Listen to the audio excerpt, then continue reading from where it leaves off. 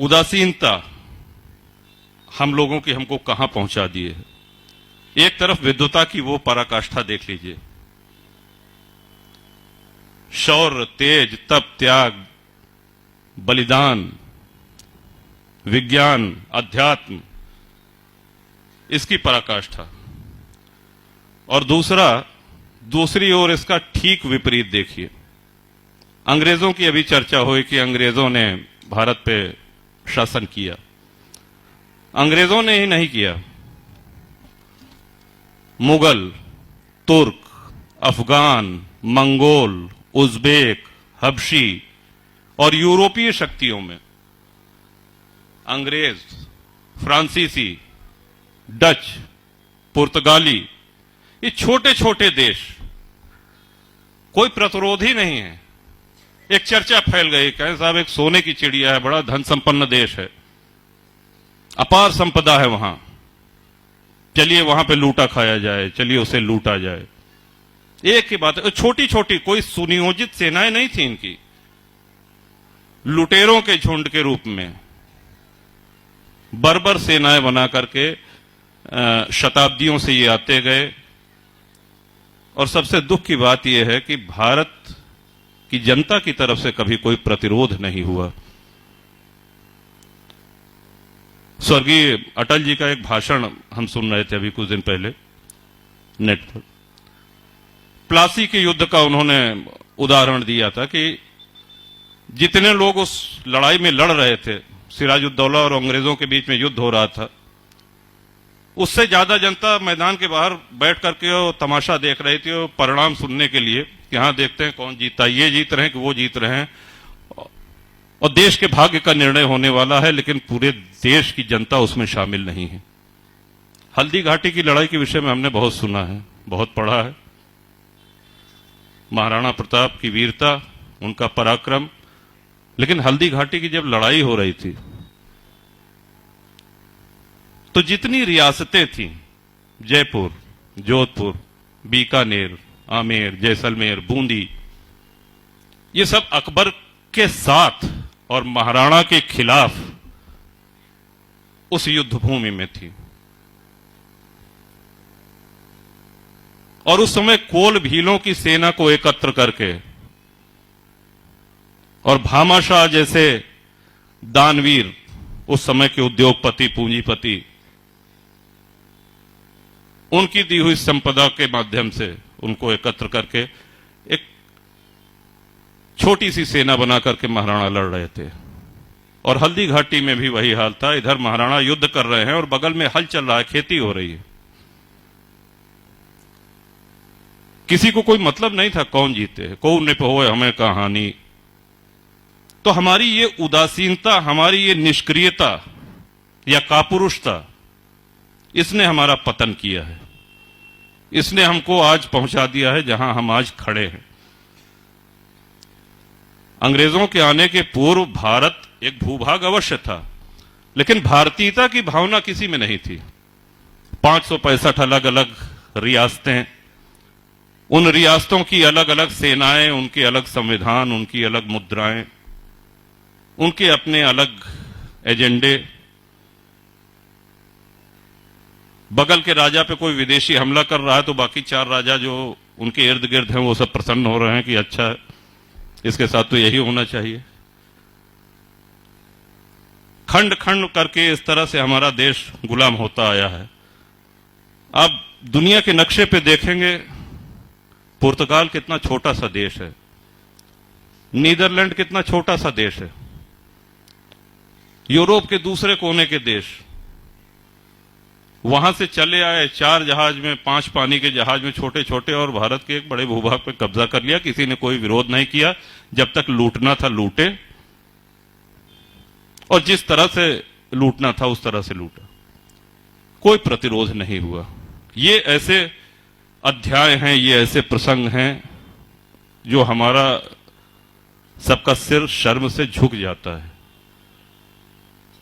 क्योंकि हमको तात्कालिक लाभ चाहिए, इससे हमको क्या फायदा होगा। बहुत अच्छा विषय राहुल जी ने कहा कि सिस्टर की वेडिंग में। ये सही बात है कि आज भारत में अगर गिनती की जाए तो अच्छी अंग्रेजी बोलने वाले ज्यादा लोग होंगे, लेकिन क्लिष्ट, परिमार्जित और परिष्कृत हिंदी बोलने वालों की संख्या बहुत कम हो गई है। हमने अपनी मातृभाषा को सम्मान देना छोड़ दिया है। अगर हम अपनी मां का सम्मान नहीं करेंगे, हम अपने पिता का सम्मान नहीं करेंगे, अपने बड़े बुजुर्गों का सम्मान नहीं करेंगे, तो फिर हम अपने मित्र से यह अपेक्षा नहीं कर सकते हैं कि उनको भी सम्मान करना चाहिए। अंग्रेजों की गुलामी खत्म हुई, मुगलों की भी गुलामी खत्म हुई, फ्रांस, पुर्तगाली, डच ये सब लौट करके चले गए। कहने के लिए हमारा एक विश्व का सबसे बड़ा लोकतंत्र है भारत। लेकिन एक प्रश्न दे रहे हैं आपको, अवश्य इसका आत्मचिंतन करिएगा, क्या हम मानसिक गुलामी से ऊपर उठ पाए हैं? इतने वर्षों की गुलामी के बाद हम ये मान बैठे हैं कि जो कुछ भी पश्चिमी है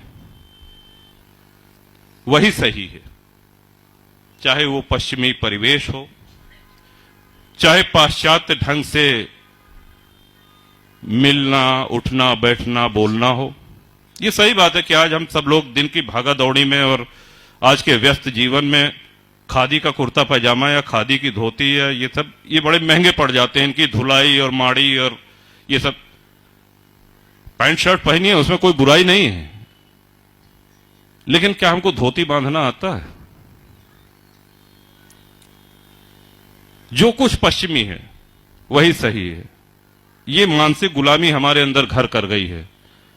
अम्मा नहीं कहेंगे अपनी मां को, अम्मा कहेंगे ये तो पिछड़ेपन की निशानी है। पिता को बाबूजी या दाऊ या बप्पा ये कहना तो पिछड़ेपन की निशानी है। आधुनिक कब होंगे? जब पापा कहेंगे।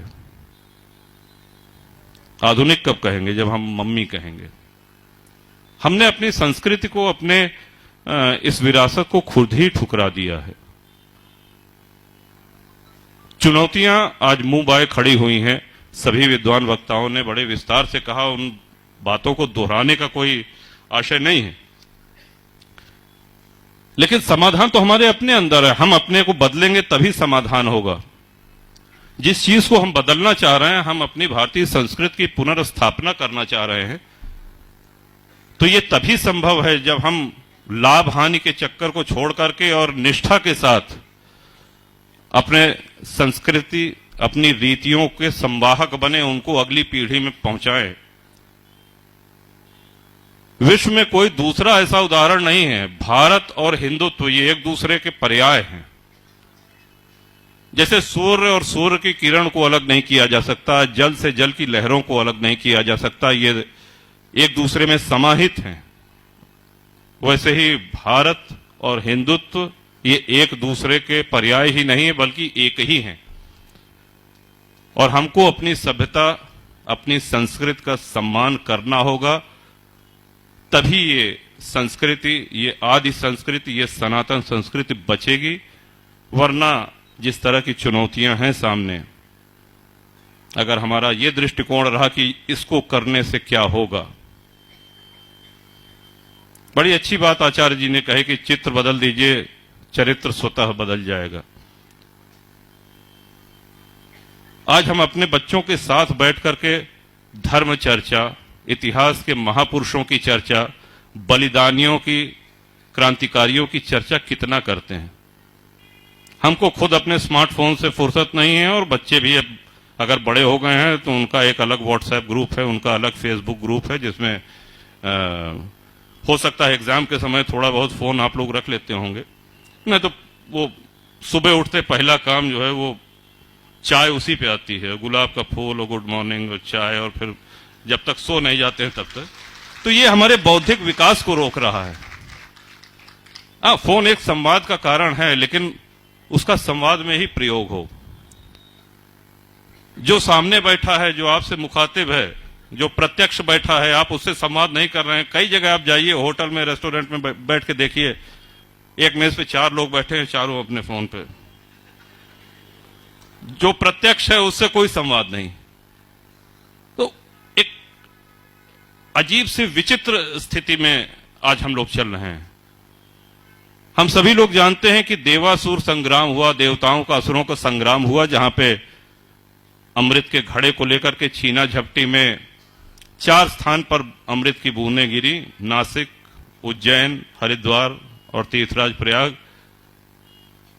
और यहां पर कुंभ का आयोजन होता है। कुंभ का शाब्दिक अर्थ होता है घड़ा, लेकिन कुंभ से अमृत निकलता है, इसका एक सामाजिक अर्थ भी है।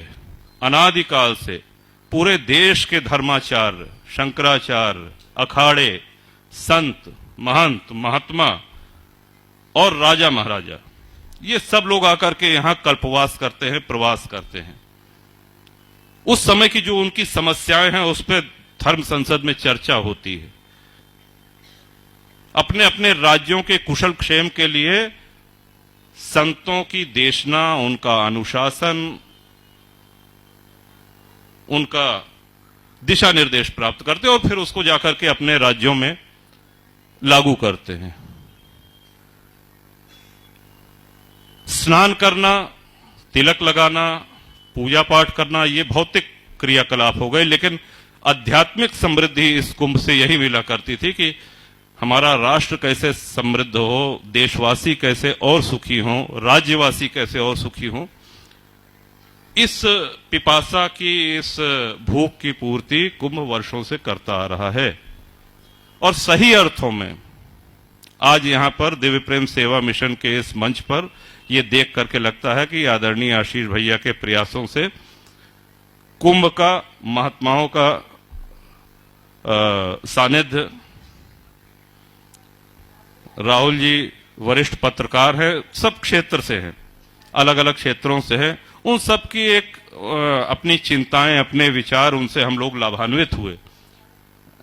इसका श्रेय पूरी तरीके से आदरणीय आशीष भैया को जाता है। और यहां पर हम आए हैं तो हम कुछ सीख करके जाएं।